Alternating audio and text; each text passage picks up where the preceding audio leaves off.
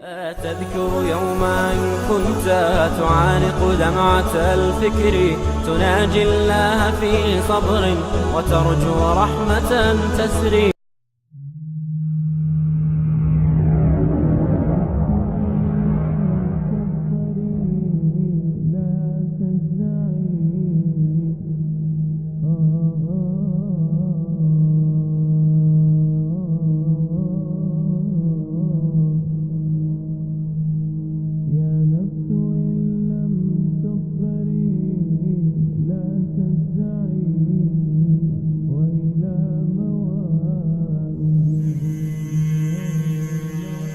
يا نفس إن لم تظفري لا تجزعي.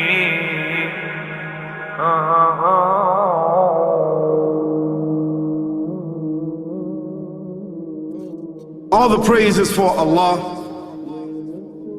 who is the author of all existence and the most generous to his creation, while he is also the all-compelling. He is the only one worthy of our worship, having no partners, no associates, no sons, no daughters, no one whom he must consult, and no one or anything which has any comparison with him. All the praise is for Allah, who is the King of all who claim sovereignty, the only one who has the right to legislate for his creatures. He is the giver of life. He is the causer of death, while death has no effect upon him, because he is the ever-living, the self-subsisting, the eternal and the only absolute.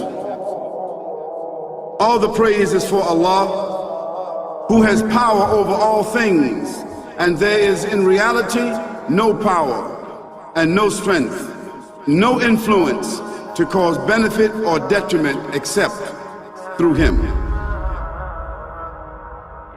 It is he who created this complex world, the seen and the unseen, the evident and the speculative, the earth and all that is on it and everything that is in it. It is he who sent his messengers and prophets, alayhimus salam, with the common message of strict monotheism, which simply means that there's absolutely no one worthy of worship, no one worthy of our obedience except the Almighty, the One, the Absolute, and who has no partners. The earlier messages which changed the world in the area in which the prophets were sent, those messages we know have changed, and even the prophets who brought them, their names are now lost. We just know in general because Allah told us in the Quran, وَلَقَدْ بَعَثْنَا فِي كُلِّ أُمَّةٍ رَسُولًا أَنْ يَعْبُدُوا اللَّهَ وَاجْتَنِبُوا الطَّاغُوتَ. I've sent to every nation a messenger, calling people to worship Allah alone and to avoid the worship of false gods. This essential message has been preserved in Islam in a way that it was never preserved before. Not because the message was different, because it was the same message, but because of the fact that there would be no other prophets who would come after Muhammad sallallahu alaihi wasallam. So therefore that message now had to be protected. It had to be preserved in a way none of the earlier messages were preserved.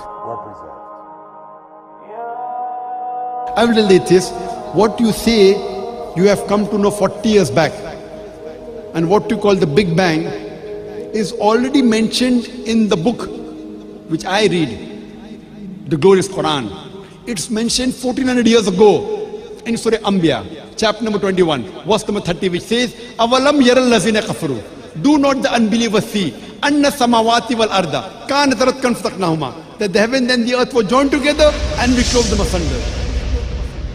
What you're talking about, the Big Bang, I try to imagine compressing a spring. I push it closer and closer and closer together so it's smaller and smaller and smaller, and I've stored a tremendous amount of energy in that spring, and when I let it go, it bursts out, it bursts out, it bursts out. the creation of the universe, which you came to know 40 years back, is already mentioned in this book, the glorious Quran, 1400 years ago. Who could have mentioned that in the Quran? So the atheists will say, maybe someone wrote, maybe it's a fluke, maybe it's a guesswork. A human being, regardless of who they are, or where they are, or what they do, will have this curiosity. They'll want to know, why am I here? How did I get here? And do I have a purpose? And if so, what is it? The only one who would really be able to answer that question would be the Creator himself. If there is a Creator, it would be up to Him to tell us why we were created and what He expects from us and what this life is really about. Allah has shown the people from the time of Adam until right now, has shown the people what He wants from them.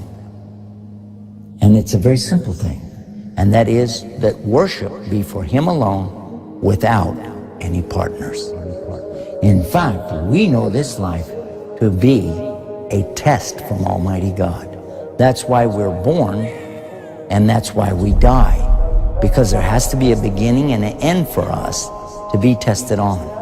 The next life, after this life, no one will ever die again. A bad person or a good person. Both are brought back and they continue to live in the next life, either in good shape or not so good shape, depending on how they did on the test. The worship of the God of Abraham, that was what was taught by these prophets. The Lord of the Arsh and Kursi. We're talking about the Lord of the worlds. Alhamdulillah Rabbil Alameen. We're talking about the Lord of the entire universe and beyond. The entire universe and beyond. You know, we live in this dunya and we are fascinated with this dunya which Allah subhanahu wa ta'ala indeed has created in a beautiful manner. We're fascinated. There are over billions of people which live on this dunya at this moment in time. Over 6 billion people that live on the dunya at this moment in time. This dunya of Allah subhanahu wa ta'ala is so big that there is space in this dunya for billions and billions and billions or more people. But what is this dunya in comparison to what Allah subhanahu wa ta'ala has created out there? This dunya is insignificant. This dunya is meaningless to Allah. It means nothing. It is worthless. So worthless, compare it with the sun. The sun is one star. You know more science than me. You'll be able to tell me better. Take this planet Earth and you place it inside the sun and you will be able to place 1.3 million Earths in the sun. 1.3 million Earths in the sun. Allahu Akbar. Allah is the greatest. The sun is one star. One star. There are stars out there which are millions of times bigger than the sun. You tell me this, that you need millions and millions of stars to make one galaxy. And then you tell me this, that there are zillions of galaxies out there. Let me tell you on top of this, my friend, after this, whatever you see above, when you raise your head and you look above, whatever you see above, the zillions and zillions and zillions of galaxies, let me tell you, this is everything there is within the first heaven. Everything there is within the first heaven, and Allah is the creator of 7 heavens. 7 heavens. And the distance between the first heaven and the second heaven is 500 years. You know, the distance that can be covered in 500 years, at what speed? Only Allah knows. Only Allah knows. But it will take 500 years to get from the first heaven to the second heaven. 500 years from the second to the third, third to the fourth, fourth to the fifth. 5th to the 6th, 6th to the 7th. Every time it will take 500 years. After the 7 heavens,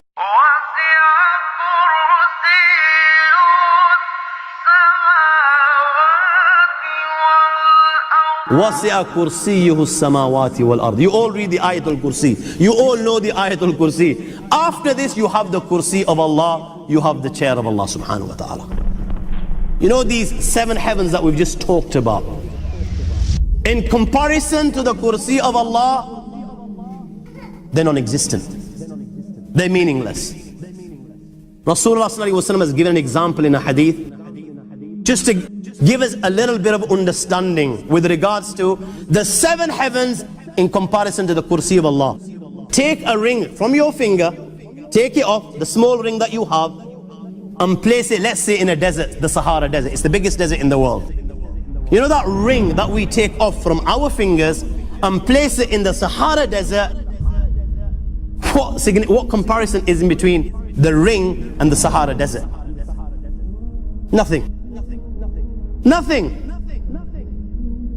The 7 heavens is the ring, and the Kursi of Allah is the Sahara Desert. After the Kursi of Allah, you have the Arsh of Allah. وَكَانَ عَرْشُهُ عَلَى الْمَاءِ. You have the Arsh of Allah. Again, Rasulullah has explained, so just so that we can understand. Take the ring, place it in the desert. This time, the ring is the Kursi and the Arsh is the desert. What is the Kursi in comparison to the Arsh of Allah? Nothing. Then you have angels which carry the Arsh of Allah. Their heads are in the 7th heaven and their feet are in the lowest earth. My friends, then you have the Lord of the Earth and Kursi. لا تدركه الأبصار وهو يدرك الأبصار وهو اللطيف الخبير. He is beyond the size of Allah, who Allah is, what Allah is. The greatness of Allah is beyond the comprehension of my little mind. This is the being that you and I are messing with.